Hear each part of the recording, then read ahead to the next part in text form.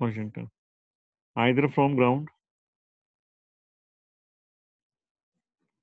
और from some height, कुछ height पर जाके, छत पे जाके भी तुम फेंक सकते हो ऐसा एंगल, और फ्रॉम हाइट, और फ्रॉम सम हाइट।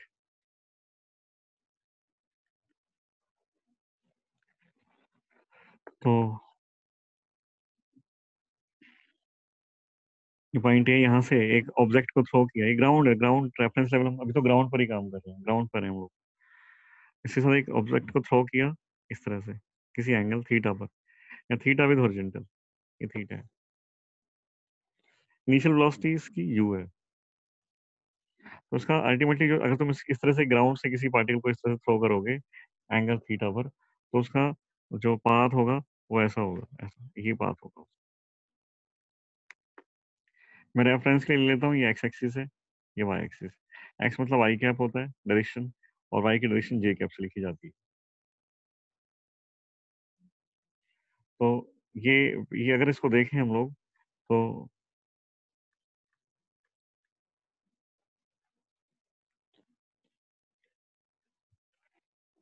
ये लॉन्ग एक्स एक्सिस कुछ डिस्टेंस ट्रेवल करता है, यहाँ पहुंच गया।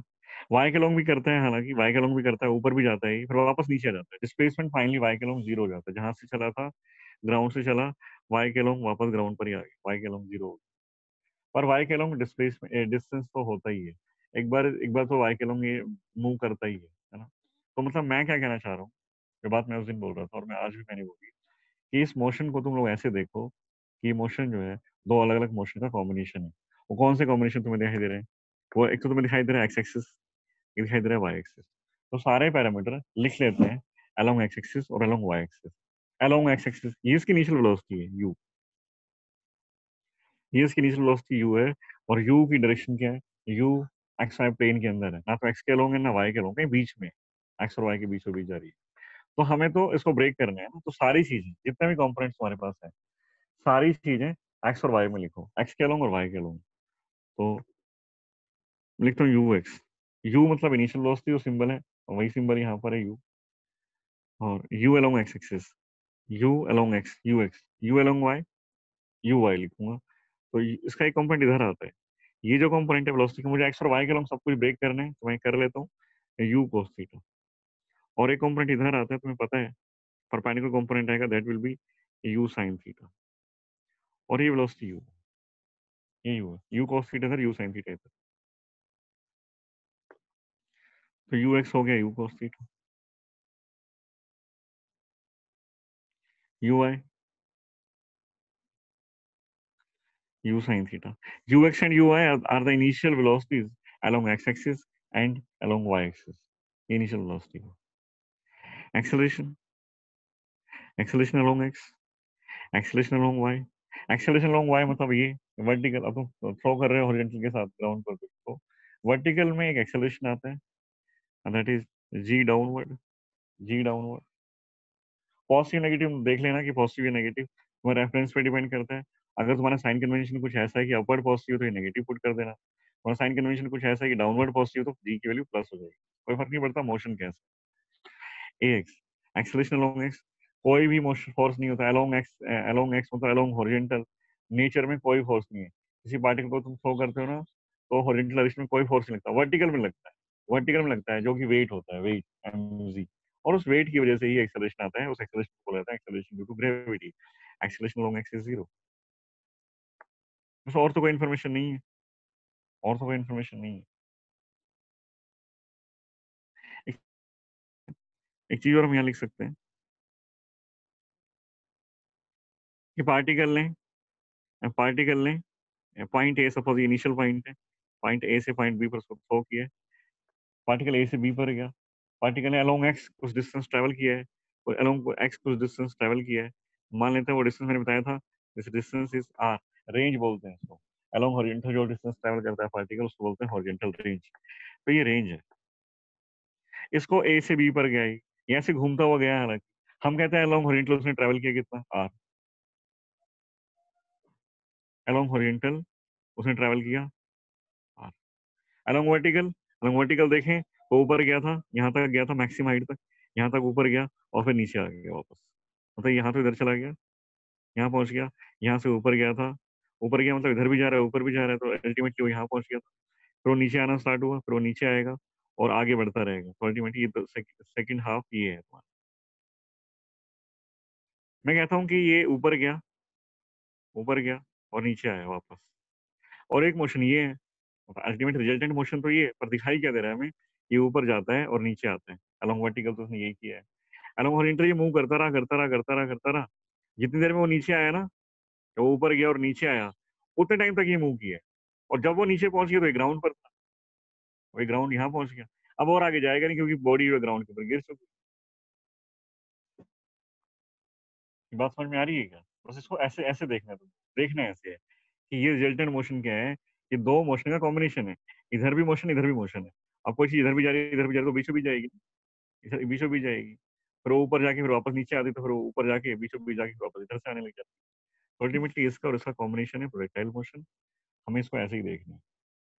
अब मैं क्या कहता हूँ, मैं सिर्फ इतना सा कहना चाहता हूँ तुम्हें, जो इस पूरे मोशन को इस पूरे मोशन को डील करने का जो की पॉइंट है,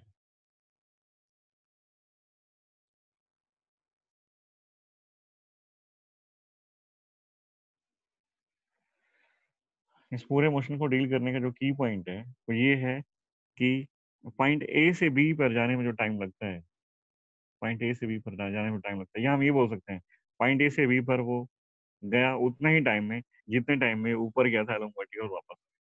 ऊपर जाके वापस आने का time is equal to is the same time when it reaches from point A to B, A to B along horizontal. मतलब क्या कर क्या रहे हैं, वो इधर जाते हैं ऐसे ऐसे ऐसे, ये बीच में पहुंचा, ये ऊपर पहुंच गया, फिर नीचे आना स्टार्ट हुआ, ये आगे चलता। समझ रहे हो ना देखो कैसे हो रहा है, ऐसे चलता है, ये ऐसे ऐसे ऐसे, मैक्सिमम हाइट पर था, ये बीच में था, फिर और ये तो और आगे बढ़ता रहेगा और ये नीचे आता। समझ रहे हो? फिर से देखो, ये ऊपर जाएगा, ये इधर जाएगा, ये ऊपर गया, देखो ऊपर जा रहा है, ये आगे बढ़ रहा है, ये आगे बढ़ रहा है, और यहाँ पर ये टॉप मोस्ट पॉइंट पर पहुंच के रुकेगा। मैक्सिमम हाइट है, जीरो वेलोसिटी, ये सेंटर पर पहुंच गया, यहाँ मिड मिड पॉइंट पर है, क्योंकि यूनिफॉर्म कांस्टेंट वेलोसिटी है, तो इतना डिस्टेंस ट्रैवल करेगा हाफ और हाफ बाद। तो जब ये ऊपर पहुंचा था उस टाइम इसने हाफ ट्रैवल किया, फिर ये नीचे आने लगा, ये और आगे चला गया, जब ये नीचे पहुंचा तो यहाँ पहुंच गया। ये ऐसे ऐसे हो रहा है यहाँ से चला मिड पॉइंट पर, मैक्सिमम हाइट पर, फिर नीचे आया और आगे चला, यहाँ पर आया और नीचे आ गया, यहाँ पर गया फिर हो गया। इमेजिन हो रहा है इसका अलग अलग मोशन, दोनों दोनों है, तो अल्टीमेटली रिजल्टेंट मोशन तो यही है। पर मैं इसको कैसे देख रहा हूँ, तुम्हें इसको कैसे देख, वो तुम्हें इमेजिन होता है। तो करें स्टार्ट, तो हम ये कह सकते हैं कि when it falls to the ground, ये भी यहाँ पर वापस आता है, displacement along y is zero, है ना, जब वापस आ गया ये, ऊपर गया और वापस आ गया, तो डिस्प्लेसमेंट तो जीरो हो गया ना, डिस्प्लेसमेंट जीरो हो गया, डिस्प्लेसमेंट। और हॉरिजॉन्टल के अलोंग डिस्प्लेसमेंट कितना हो r, वर्टिकल के अलोंग डिस्प्लेसमेंट हुआ जीरो, हॉरिजॉन्टल के अलोंग डिस्प्लेसमेंट हुआ r। और हम ये मान सकते हैं time for from A to B, है ना, time for A to B along X axis is equal to T, मैं ही मानता हूँ। ये पॉइंट एच है, टाइम यहाँ से ए से बी जाए अलोंग एक्स एक्सिस, और हम बोलें कि time from A to H, H to A से एच पर और एच से ए पर वापस आने का, ये अलोंग वाई एक्सिस है, ये भी टी होगा, ये दोनों सेम है, ये दोनों सेम।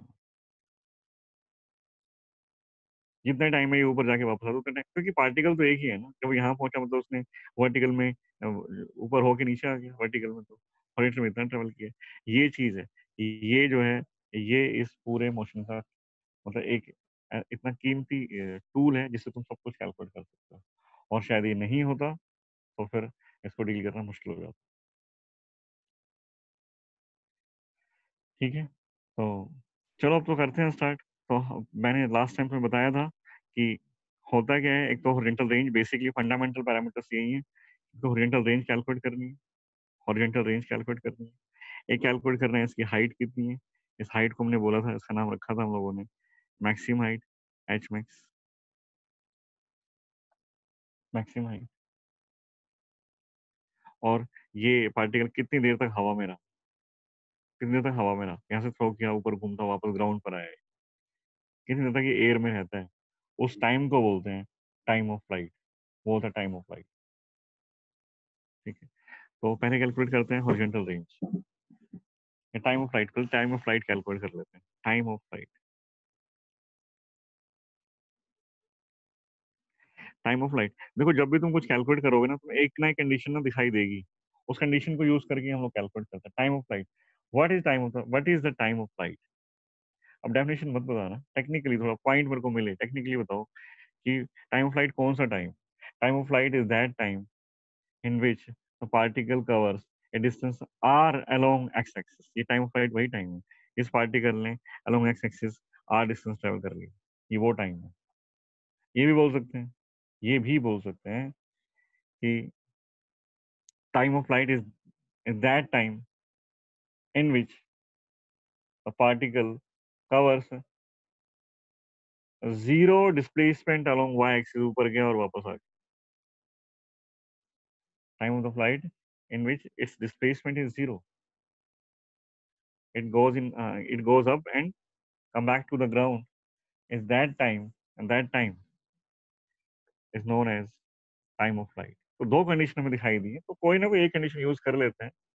हाँ, अगर हॉरिजॉन्टल वाली कंडीशन यूज मैं करूंगा तो आर मेरे को पता ही नहीं कितना, आर कहाँ से लाऊंगा, तो वाई तो मेरे को पता है ना, लॉन्ग वाई, तो मैं ये यूज कर लेता हूँ, ज्यादा अच्छा है।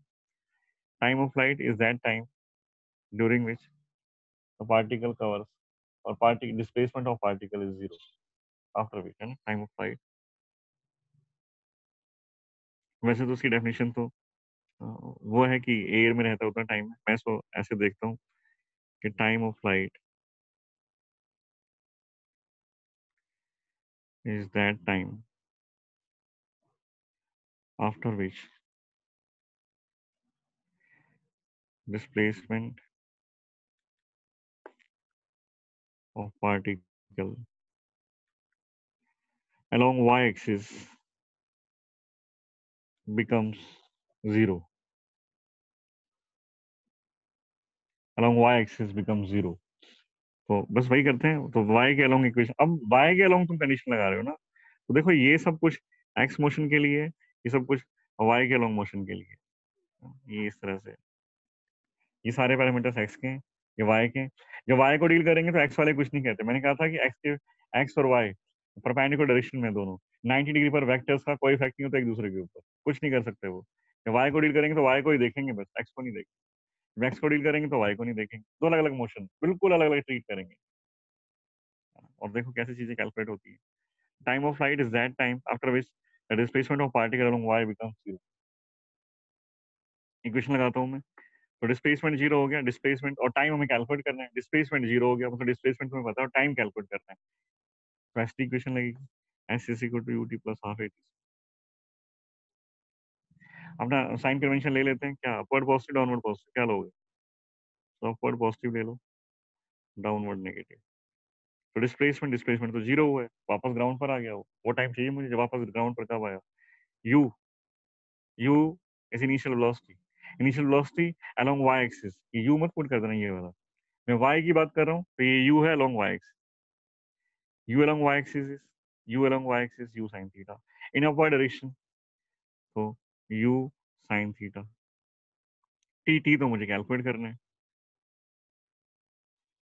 Plus half a acceleration, acceleration is in downward direction, y के अलोंग देखें तो y की बात करें सब कुछ y का चाहिए, a y acceleration along y is z downward, मतलब minus z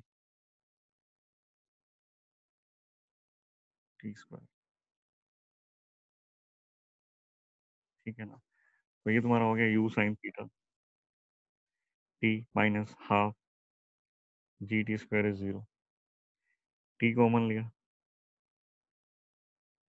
u sin theta minus half G T is equal to zero.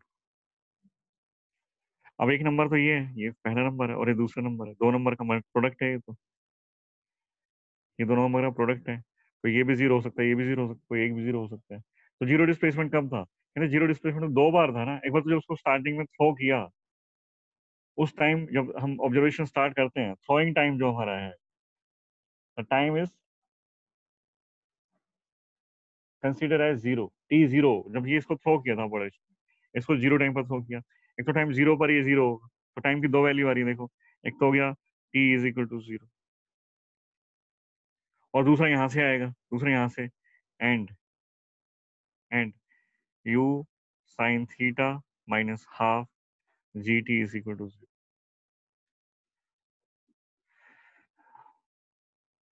Half G T is U sine theta, T is two U sine theta by C. ये time of flight है तुम्हारा, ये time of flight है। इतने time में particle ऊपर गया और नीचे आ गया, इतना टाइम लगा इसको, इतना टाइम लगा। मतलब ए से बी का पहुंचने का टाइम भी यही है, जितने टाइम में ऊपर जाता है वर्टिकल के लॉन्ग वापस आता है उतने टाइम में इधर चला गया। मतलब तुम्हें ये पता लग गया हॉरिजेंटल के अलोंग आर डिस्टेंस ट्रेवल करने में कितना टाइम लगेगा। ये टाइम तुम्हारे पास आ चुका है, टाइम तुम्हारे पास आ चुका है। सेकंड पैरामीटर कैलकुलेट करते हैं, सेकंड पैरामीटर कैलकुलेट करते हैं कि हॉरिजेंटल रेंज कितनी है, आर, आर कितना होगा, कितना होगा horizontal range.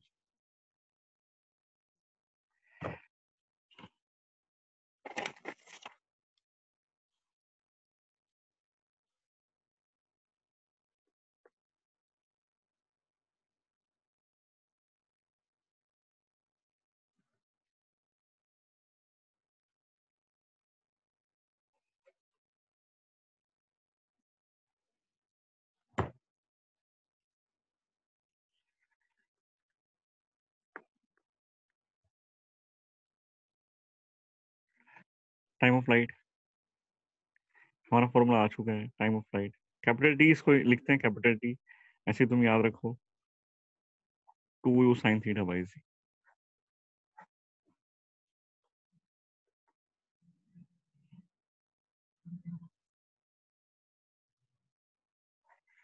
Horizontal range, horizontal range क्या होता है, डिस्प्लेसमेंट,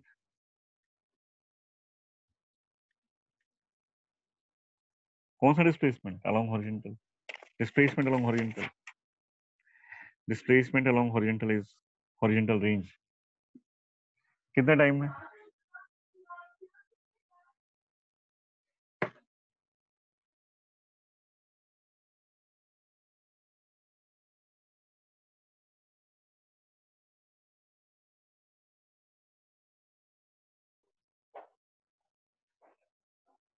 तो हॉरिजेंटल रेंज क्या है, displacement along horizontal, displacement along horizontal, इसको हमने आर लिखा है।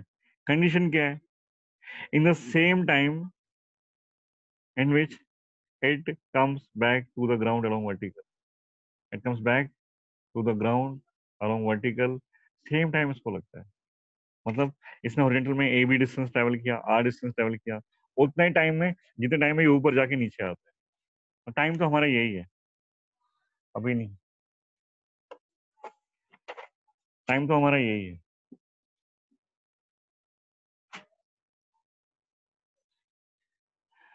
तो डिस्प्लेसमेंट ऑफ पार्टिकल और object, displacement of object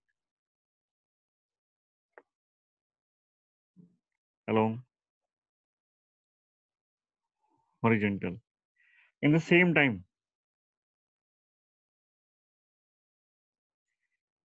that is that is time of flight, time of flight horizontal range। तो फिर से अब along x axis, along x axis there is no acceleration, ax is 0, initial velocity along x is u cos theta।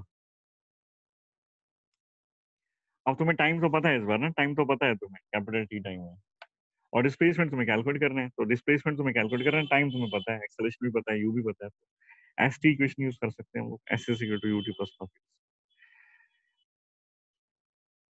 अभी हम horizontal range calculate कर रहे हैं, मतलब अलोंग एक्स एक्सिस वाले मोशन की बात कर रहे हैं हम लोग, अलोंग एक्स एक्सिस को यूज करेंगे, तो सारे पैरामीटर वही यूज करते हैं, अलोंग एक्स एक्सिस डिस्प्लेसमेंट कितना आर, जो हमें कैलकुलेट करना है, U along X axis velocity, initial velocity is U cos theta, U cos theta plus half acceleration along X is 0 into t square, फिर तो कंप्लीट जीरो हो गया, into t. This t is time of flight, capital T. This t is time of flight, time of flight. R is equal to u cos theta into t. ये तुम्हारा answer है, ये range है। t की value put कर लो, r is equal to u cos theta into 2u sin theta by z, ये t है। कैसे लिख सकते हो तुम लोग, 2u square sin theta cos theta by G, ये रेंज आ गई। 2u square sin theta cos theta by G, 2u square. अब 2 sin थीटा cos थीटा एक फॉर्मूला बन जाता है हमारे। तुम ऐसे इसको याद रखो, कई बार ये भी काम आता है। और तुम इसको याद रखोगे, u square 2 sin theta cos theta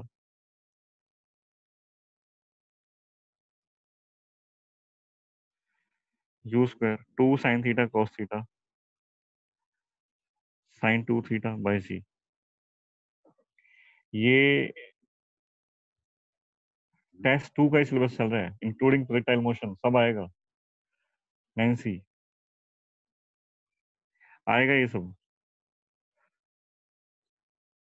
you square 2 sine theta cos theta, तो U square sine 2 theta by G हो गया। ये तुम्हारी रेंज आ गई, रेंज,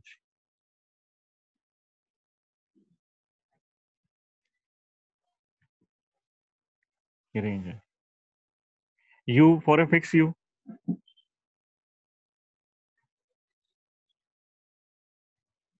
यू अगर फिक्स कर दूं तो मैं बात कर रहा हूँ for a fix you, you fix है और जी तो ऑलरेडी फिक्स है, तो आर मैक्सिमम कब हो सकते हैं, आर मैक्सिमम, यू तुम्हारा तुम चेंज नहीं कर रहे हो और जी तुम्हारा है ही फिक्स, तो आर मैक्सिमम कब होगा, जब ये साइन 2 थीटा की वैल्यू, साइन साइन की वैल्यू मैक्सिमम हो जाए।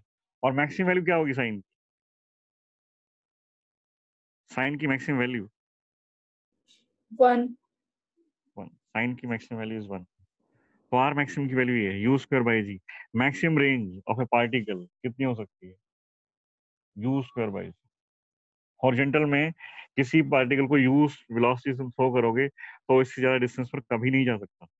और वो ऐसा कब हो रहा है, जब साइन की वैल्यू 9, कितने एंगल पर हो रहा है, एंगल चेक करें क्या।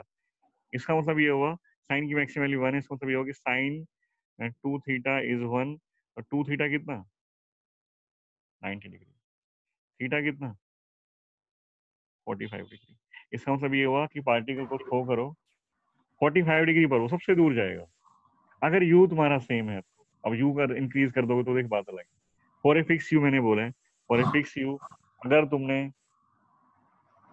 45 डिग्री पर थ्रो किया, अगर तुमने 45 डिग्री पर थ्रो किया,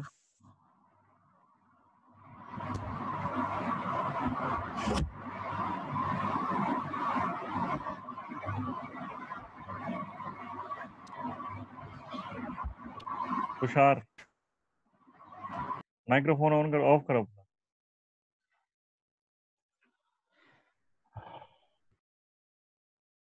तो ये एक चीज कंक्लूड होती है यहाँ पर, 45 डिग्री पर रेंज मैक्सिमम होती है, 45 डिग्री पर पार्टिकल सबसे दूर जाएगा अगर यू सेम रखोगे तो, और यू चेंज कर दोगे देखो फिर कुछ भी हो सकता है ना, वो डिफरेंट केस है। एक और चीज निकल करके आती है यहीं पर,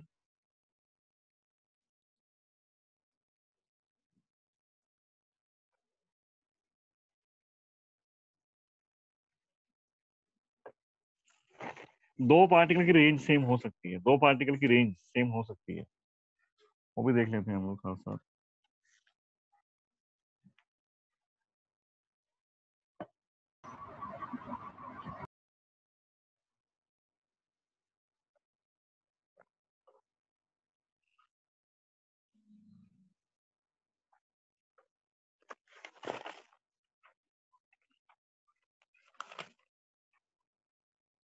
तो ये पॉइंट नंबर 1 मान लेते हैं, आर मैक्सिमम, आर मैक्सिमम कितना हो,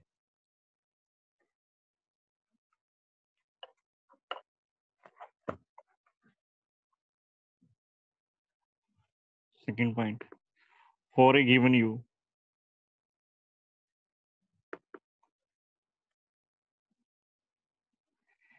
horizontal range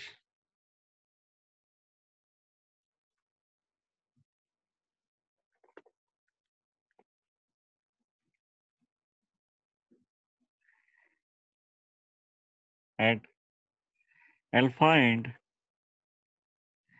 90L minus alpha are equal.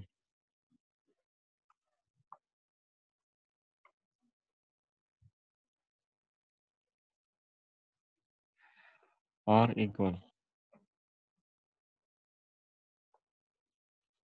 Although times of light and maximum heights may be different. ये सारी बातें तुम बताता हूँ, पहले एक बार मैथमेटिक्स में चलते हैं थोड़ा सा.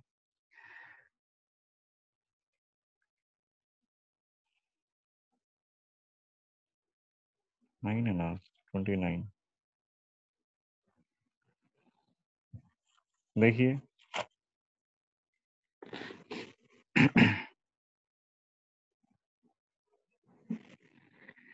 R is u square sin 2 theta by g.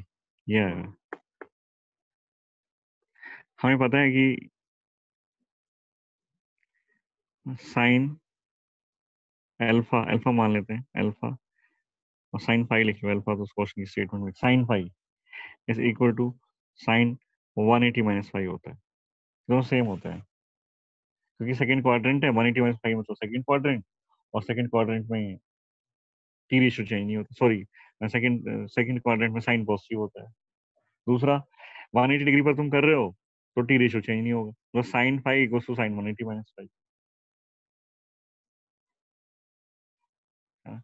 तो ये आर की वैल्यू जो है यू स्क्वायर साइन 2 थीटा, तो ऐसे लिख सकते हैं ना इसको कि आर जो है U square sine 2 theta by G is equal to U square sine 180 minus 2 theta by ji.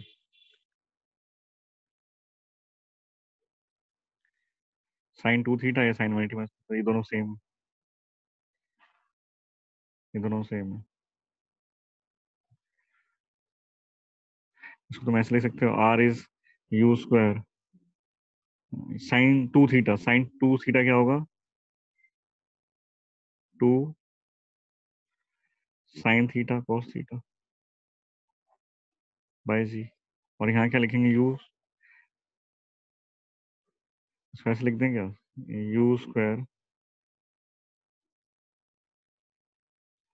By ji 2 sine sine 2 times of 90 minus theta. तो 2 और ये पूरा थीटा है, ये 2 और ये पूरा थीटा, मतलब पिछली बार 2 थीटा था, इस बार 2 90 माइनस थीटा. 2 थीटा था तो साइन थीटा कॉस थीटा आया. इस बार 2 90 माइनस थीटा है तो sine 90 minus theta, sine 90 minus theta and cos 90 minus theta, ये सेम आएंगे.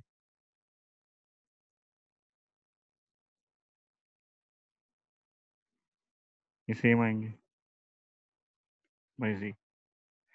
और ये 2 साइन थीटा, ये भी ये साइन थीटा, ये कॉस थीटा, 2 टाइम्स और हो गया. R is 2 u square sine theta cos theta by ji 2 u square sine 90 minus theta cos 90 minus theta by जी. और हमें याद है कि आर हम लोगों ने लिखा था ना, आर मैंने ये भी लिखा था, इसको तुम ऐसे लिखो u square 2 u square sine theta cos theta by जी. और थीटा क्या है, यहाँ पर थीटा क्या है, यू इनिशियल वेलोसिटी है, initial velocity in x y plane, u initial velocity.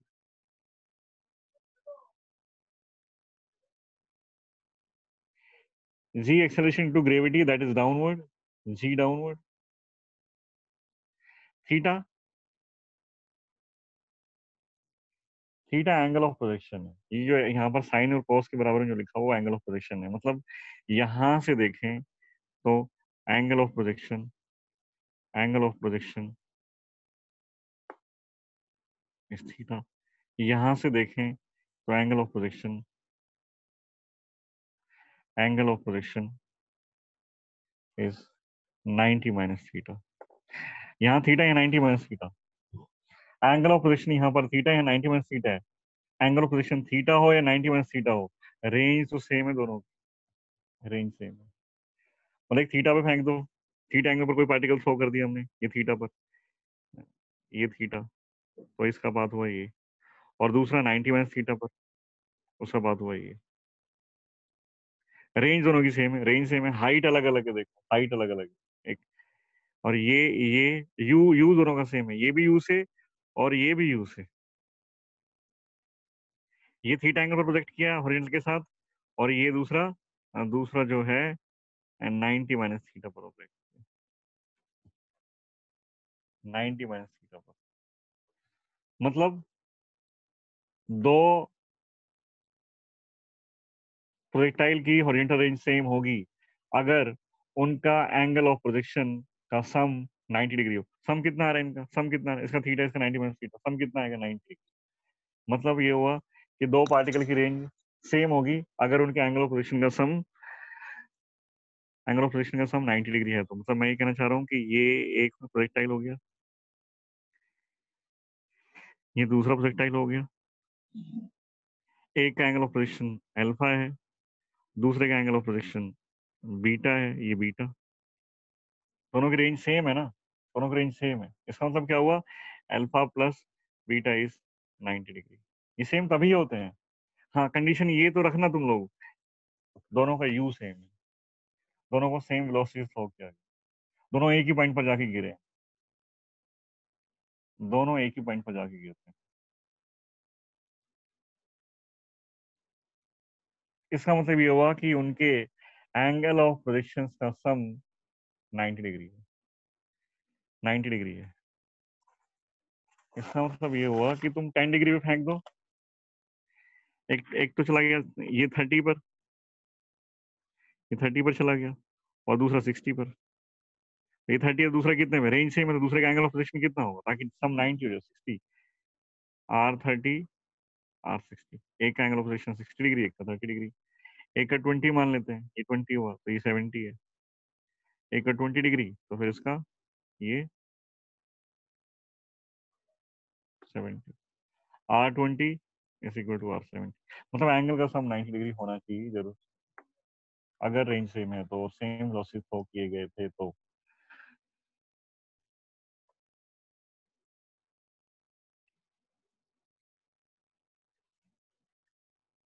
इनकी if alpha plus beta is 90 degree, तो इनकी हाइट का रेशियो भी कुछ ना कुछ तो होता ही होगा ना। तो पहले की height alpha H1, first first case, पहले की हाइट कितनी है, एक तो ये ना, फर्स्ट है, ये सेकंड है।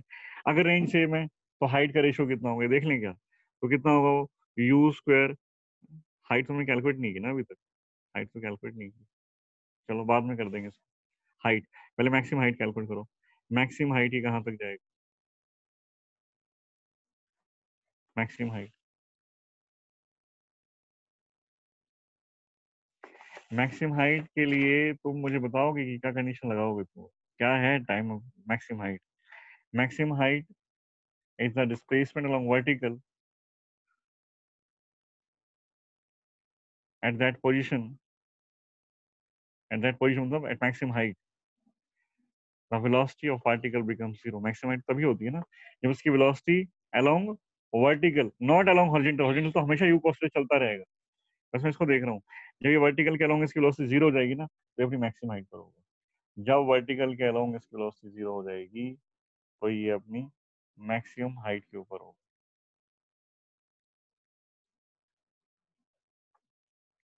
ठीक है ना?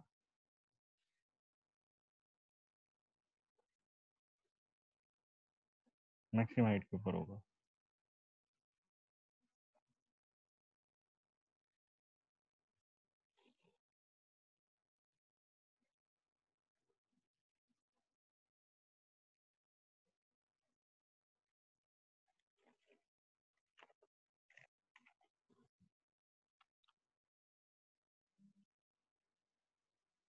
क्या लिखे फिर हम लोग, मैक्सिमम हाइट, एक बात तो पता लगी कि मैक्सिमम हाइट मतलब हमें चाहिए वर्टिकल के अलोंग, वर्टिकल के अलोंग, तो ये ऊपर जाता है ऐसे, ये प्रोजेक्टाइल मोशन इधर यू साइन थीटा, इधर यू cos थीटा। वेलोसिटी 0 होगी, वो डिस्प्लेसमेंट चाहिए, हाइट मतलब displacement from ground along vertical, S तुम्हें चाहिए, और तुम्हें पता है वेलोसिटी 0 होनी चाहिए, मतलब v और s की इक्वेशन लगानी पड़ेगी हमें, v square minus u square is 2s, v is in final velocity at maximum height it is 0 minus u is initial velocity, u, अब y एक्सिस की बात कर रहे हैं ना हम लोग, along y एक्सिस लगा रहे हैं, तो सारे पैरामीटर वही लेके आना, सारे पैरामीटर वही, u along y is u sin theta 2, upward को तुम पॉजिटिव ले रहे थे पहले भी, यही अब भी यही ले लेते हैं, डाउनवर्ड नेगेटिव, तो u sin theta अपवर्ड है तो मैंने प्लस ही लिख दिया इसको, 2a is minus g, और s तो मुझे कैलकुलेट करना है, h जिसका नाम h रखा हुआ है, और h, ये h कौन सा h है, ये h मैक्सिमम, h मैक्सिमम कितना हो गया, minus u square sine square theta minus 2g h maximum, h maximum, maximum height attain is, minus से माइनस कैंसिल हो जाएगा, u square sine square theta by 2c, u square sine square theta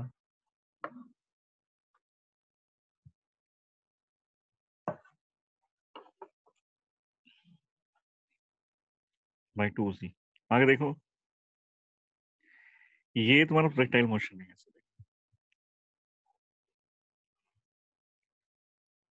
मैं इसकी velocity draw करना चाहता हूँ along y and x,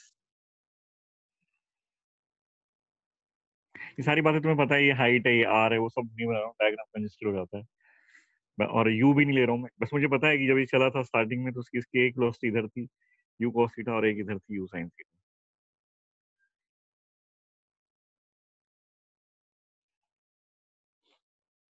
along horizontal कोई acceleration नहीं है, अलोंग हॉरिजॉन्टल वेलोसिटी हमेशा कांस्टेंट रहेगी, चाहे कहीं भी चला जाए, यहाँ पर पहुंचेगा तो भी इसकी वेलोसिटी जिसने ग्राउंड को हिट किया उस time, just before hitting the ground, बाकी ग्राउंड कुछ करता है वो बाद की बातें हैं, u cos थीटा, जब वो पहुंचा तो हॉरिजॉन्टली अलोंग, और जब वो टॉप मोस्ट पॉइंट पर था तो भी इसकी velocity along horizontal u cos theta ही, चाहे वो कहीं भी है, चाहे वो कहीं भी है,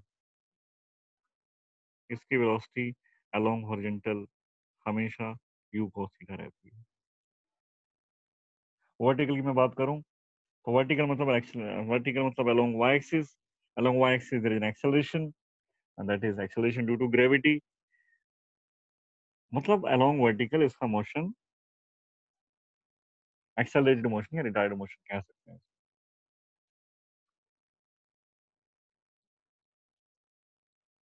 तो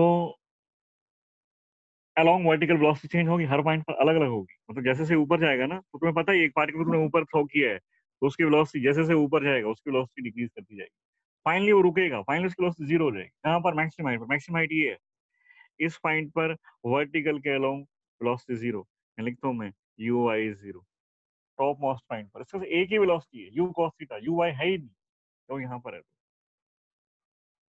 यहाँ पर यू साइन थीटा है। जब अब एक चीज और कंक्लूड की थी, यूनिफॉर्म एक्सेलरेटेड मोशन के केस में या यूनिफॉर्म रिटायर्ड मोशन के केस में same level same velocity, ground से फेंका गया, ग्राउंड पर जब वापस आएगा तो उसकी वेलोसिटी सेम होगी, बट इन रिवर्स डायरेक्शन, ऐसे बताया था, मतलब ग्राउंड पर जब आएगा तो ये यू साइन थीटा से आके हिट करेगा अगर एयर वगैरह का रेजिस्टेंस नहीं लेंगे, यू साइन थीटा से चलना स्टार्ट किया, यू साइन थीटा से यू cos थीटा तो हमेशा सेम रही, मान लेते यहाँ जब वो पहुंचा था, यहाँ जब वो पहुंचा था उसकी वेलोसिटी कुछ तो कम होगी ना, कुछ तो कम होगी, तो जितनी वेलोसिटी यहाँ पर है उतनी यहाँ पर है, जितनी यहाँ है उतनी यहाँ पर है, बट इन रिवर्स डायरेक्शन, तो पता नहीं कितनी, मैं मान लेता हूँ कि ये v1 है तो फिर ये भी v1, ये भी v1,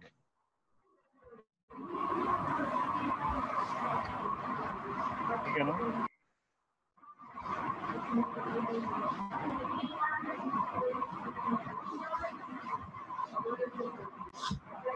तो ये था तुम्हारा projectile motion, basically fundamental parameters calculate हो चुके हैं, क्वेश्चंस करोगे तो प्रॉब्लम आती है इसमें, तो अभी जो कल एक और केस डिस्कस करेंगे हॉरिजॉन्टल प्रोजेक्टाइल मोशन, हालांकि उसमें टाइम कम लगता है और आज सारी बातें हो चुकी है तो कंपैरेटिवली टाइम काफी कम लगेगा, तो कल हम प्रैक्टिस करेंगे एक और क्लास में हम प्रैक्टिस करेंगे, उसके बाद फिर तुम क्वेश्चंस करना प्रोजेक्टाइल मोशन के, और आज भी स्टार्ट कर दो जितने हो सकते हैं। और मैं तुम्हारे डाउट लूँगा 2 दिन, मोशन वन डायमेंशन। उसके बाद फिर तब तक तुम्हें कैलकुलेट कर रहे हो, सॉल्व करोगे, उसके बाद में तुम्हारे दोबारा डाउट लूँगा प्रोजेक्टाइल मोशन के। अच्छा चैप्टर है, इंटरेस्टिंग है, ये क्लियर हो गया तो वन डायमेंशन बहुत अच्छे से आ जाएगा, बहुत अच्छे से आ जाएगा।